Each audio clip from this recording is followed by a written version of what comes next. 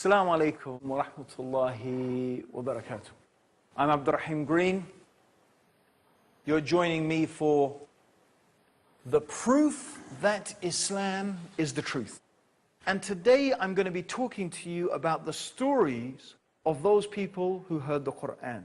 The age of Muhammad, may God's peace and blessings be upon him, was a time when the Arabs were at the peak of their linguistic abilities. Indeed, one of the finest poems ever composed in the Arabic language was done at the time of the Prophet Muhammad sallallahu alaihi wasallam by a man who was contemporaneous to the Prophet. His name was Labayd ibn Rabia. And his poem, when it was recited at the marketplace at Uhaz, caused the Arabs to prostrate before him in admiration. And when this same Labayd began to hear the verses of the Quran, he embraced Islam and gave up poetry altogether. When he was once asked to recite some poetry, he said, "What? Poetry after the Quran?"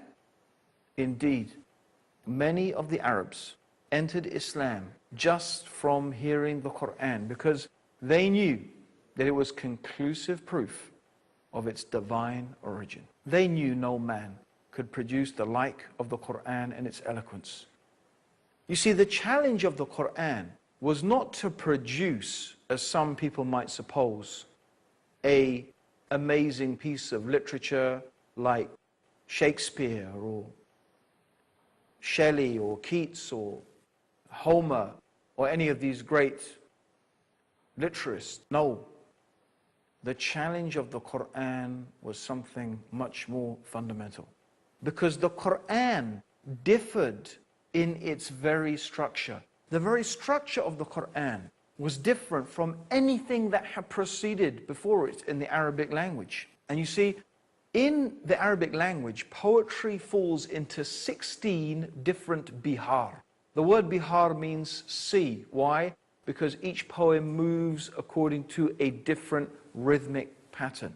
And then, of course, they have the speech of the soothsayers, and they have prose, and they have rhymed prose, and normal speech. So these are the forms of the Arabic language, yet the Quran, although it seemed to reflect some of those forms, it was none of them. It was unique. It was not like anything the Arabs had ever heard before. It did not fit into any of those categories, yet at the same time, it made sense, more than sense. It was the peak of eloquence. And this is what made the Quran inimitable. And so the Arabs, the pagan Arabs, who when they heard this message of the Prophet Muhammad, may God's peace and blessings be upon him, the message that they should give up the worship of all the created things. They should not worship idols, they should not worship people, they should not worship each other. Rather, they should pray to and worship only the one God. This was the message of Muhammad, and this was the message of all of the prophets. When they heard this message, many of them did not like what they were hearing. They started to rebel. Mostly the rich and the powerful people, because in their mind, it was challenging their self-interest. The Kaaba was the center of pilgrimage for all the people in Arabia. They used to come to the Kaaba, and the tribe that was in charge of the sacred precincts around the Masjid al-Haram, the sacred mosque, the Kaaba and its surroundings, was known as the Quraysh, and they were the most respected tribe in Arabia at the time. Indeed, the Prophet Muhammad sallallahu alaihi wasallam, may Allah's peace and blessings be upon him, himself was from the Quraysh. The Quraysh was a large tribe, and the Prophet sallallahu alaihi wasallam was from Bani Hashim, which was a sub-tribe of the tribe of the Quraysh. However, the Quraysh collectively were in a state of despair about this message of the Prophet Muhammad. How can he make all the idols into one God? How can he make all of these into the worship of the one God? They imagined that if this happened and the idols were removed and the Kaaba was only to worship one God, who would come to the Kaaba, who would come to Mecca, who would perform pilgrimage. Actually, really what they had in their mind was their own material self-interest, not truth, not the reality of whether Muhammad was a prophet or not. This is not what they were interested in. In fact, one of the uncles of the Prophet Muhammad, he said, look, your tribe has looked after the pilgrims and our tribe looked after the pilgrims. Your tribe did this good action and our tribe did this good action. Now you say you are a prophet? How can we compete with this? In other words, he was admitting that his refusal to follow Islam was based purely upon his tribal allegiance. What a stumbling block to truth. What a disastrous path they were following. So they got together. What are we going to do? How are we going to combat this Quran, this amazing speech that enticed, that enchanted its listeners? So Alqamah ibn Abdul Manaf, he said in a gathering of the Quraysh leaders, O Quraysh, a new calamity has befallen you. When Muhammad was a young man, he was the most liked among you, the most truthful in speech and the most trustworthy, until when you saw the gray hairs on his temple, he brought you his message. You said, he's a sorcerer, he's a magician. But he is not. For we have seen such people and their spitting and their knots. You said he was a soothsayer. But we have seen those people and their behavior, and we have heard their rhymes. And you said he's a poet. But he's not a poet. For what we know every type of poetry. You said he was possessed. But he's not possessed. We've seen the possessed people, and he shows no signs of their gasping and whispering and delirium. O men of Quraysh, look to your affairs, for by Allah, a serious thing has befallen you. Well, the Quraysh didn't know what to say. They tried all types of different things. They called the Prophet a soothsayer. They called him a magician. They called him a poet. They called him possessed. But none of these things were sticking. People didn't believe it because when they met the Prophet Muhammad, they knew that he wasn't like any of those things. So what they decided was that they were going to tell the people the magic of his speech turned a man away from his father, wife, brother, family, and tribe. This is what they said. And of course, in a sense, that was true. In a sense, the message that there is nothing worthy of worship except the one God was something very revolutionary, very different. It was something that separated the people who worshipped the one God from the people who worshipped others than the one God. So this is their claim. This is what they decided to say. The magic of his speech turned a man away from his father, his brother, his wife, his family. And then Abu Lahab. Abu Lahab was one of the uncles of the Prophet Muhammad sallallahu alaihi wasallam. And Abu Lahab would wait on the roadways into Mecca in the Hajj season. Now the Hajj is the pilgrimage, the annual pilgrimage. And that Hajj has been going on for thousands of years. Even before the time of the Prophet Muhammad, the Arabs used to make Hajj to Mecca. But the Hajj had become corrupted with idol worship over the years. But the people still used to come from all over Arabia to the Hajj, and this was the source of the wealth of the Quraysh, that of course they were so frightened that the message of Islam was going to destroy. I mean, as a side point, look how many people are going to Mecca today. They didn't suffer because of it, did they? Anyway, he went, Abu Lahab, and he used to go and warn people. He used to say, watch out. Be careful of this man, Muhammad. You know, he's my nephew. I know. Don't listen to him. He's got this speech that if you listen to it, even if you listen to it, you'll be fallen under its spell. Now there was a man. His name was Tufail ibn Amr. Now Tufail was the chief of the Daws tribe. He was the chief of a whole tribe. And he himself was a very distinguished poet.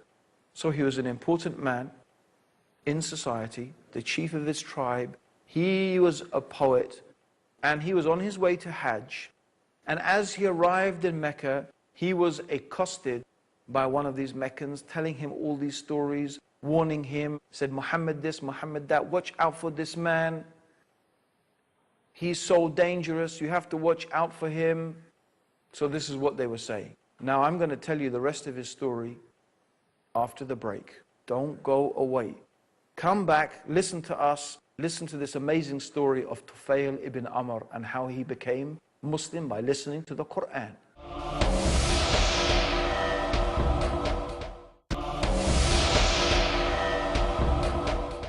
Assalamu alaikum everyone, welcome back to The Proof That Islam is the Truth.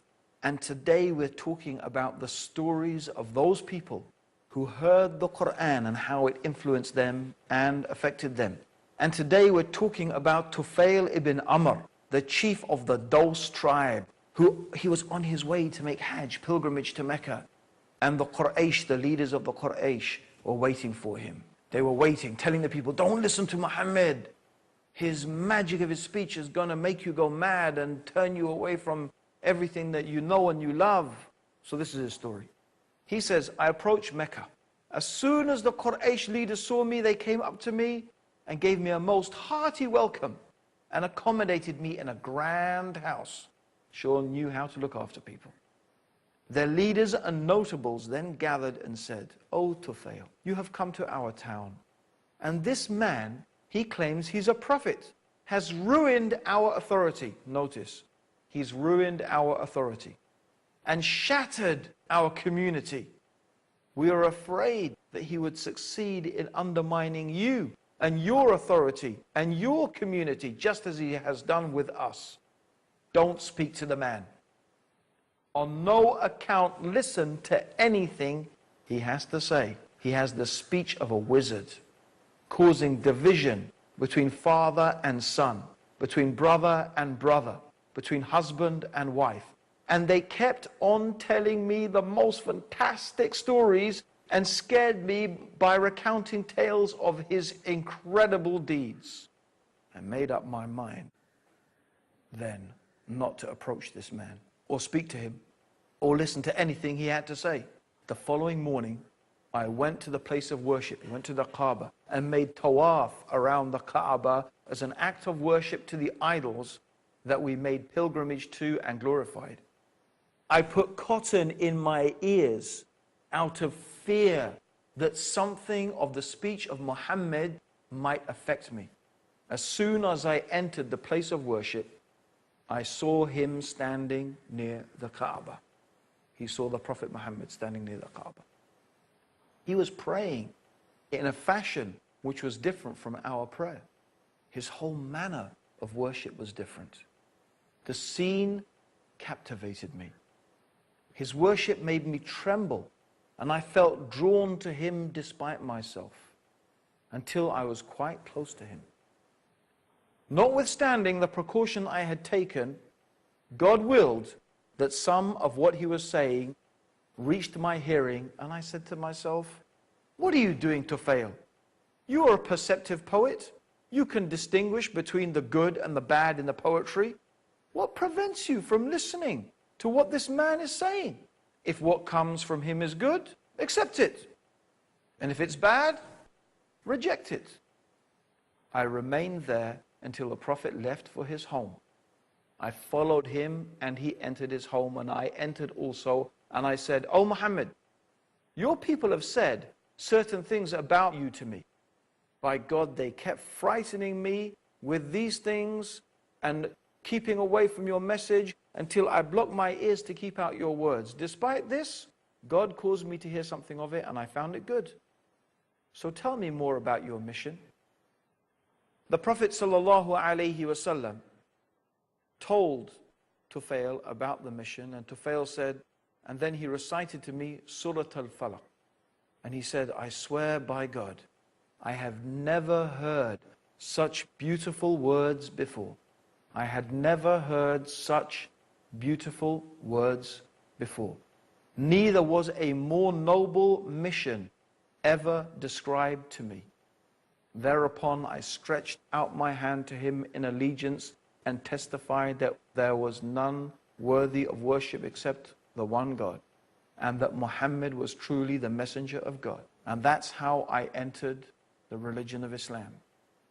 Even the leaders of the Quraysh were unable to desist themselves from hearing the Quran.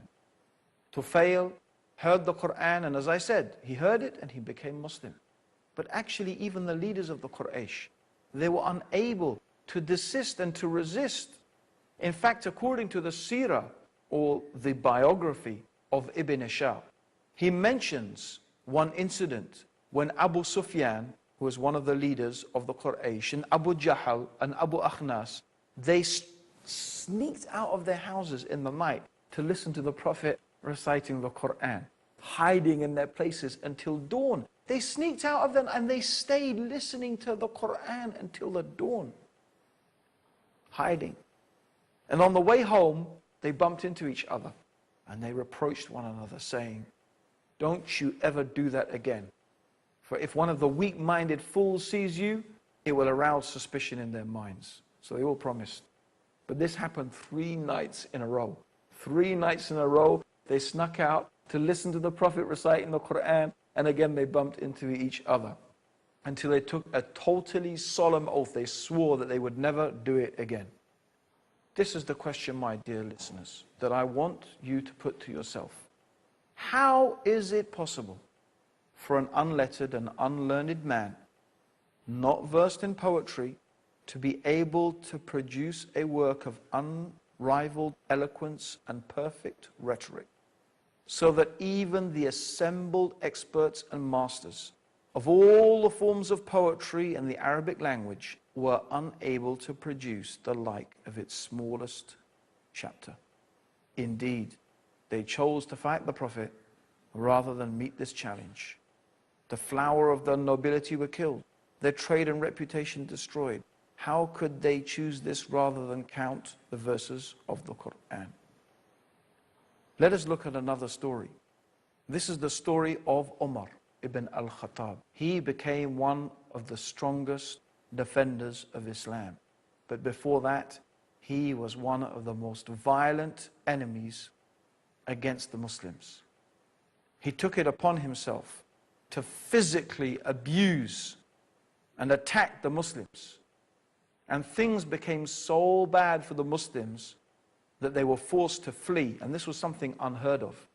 That people should flee their own tribes, that they should flee their own people, because the Arabian society was held together by tribalism. But the Muslims were fleeing their own tribes and they fled to go and live in Abyssinia. And when this happened, Umar really began to think about things. And he was really unhappy about it. And the more he thought about it, the more unhappy he got. Until one day he decided, I am going to kill Muhammad. I've had enough. He took his sword and he was on his way to kill the Prophet Muhammad.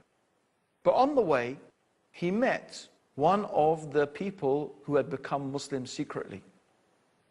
And he said to him, "Where are you going, Umar, with your sword drawn like that?" He said, "I'm on my way to kill Muhammad." So he started to think, what can I do? And then he remembered that in fact the sister of Umar had already become Muslim. He said, "You know what, before you deal with Muhammad, maybe you should deal with your own family first." He said, "What do you mean?" He said, "Your sister, she has become Muslim." So Umar was so infuriated. He was so mad. He changed direction, still with his sword drawn. He headed off to his sister's house. He arrived. And when he got to the door, he heard a noise that he had not heard before. He smashed down the door, and there he found his sister and her husband reading something. She jumped up, and he hit his sister, and she fell on the floor and started to bleed. The sister of Omar said, "Okay, I have become Muslim. Do what you like with me. Kill me. I don't care. I've become Muslim. So what?" And when Omar saw his sister lying there, bleeding and so vigorous and defending herself and not even afraid to die, he calmed down. He said, "My sister, what is that you are reading?" She said, "They are the verses of the Quran, the speech of God, the words of Allah." He said, "Let me see it." She said, "No, not until you wash yourself first." So she made Umar wash his hands so he could not touch the paper of the Quran without washing himself. And then he sat down and he began to read. And as he read, and as he read, and as he read, the Quran began to enter his heart.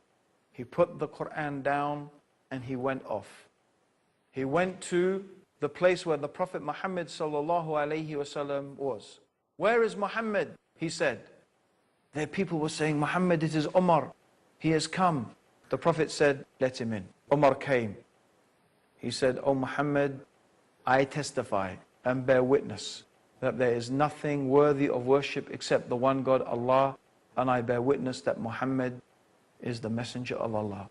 And this is how one of the strongest and most vigorous opponents of Islam, Umar, became one of the most strongest and vigorous defenders of Islam. And he is famous until today for his justice and for his piety and for his standing up for the truth. It's another story of another person who embraced Islam just from hearing the beautiful words of the Quran. How much more do you need in order to be convinced that Islam is the truth? You need to hear more stuff? Well, there is more. Join us in our next episode for more amazing evidences of the divine origin of the Quran and for the proof that Islam is the truth. Until then,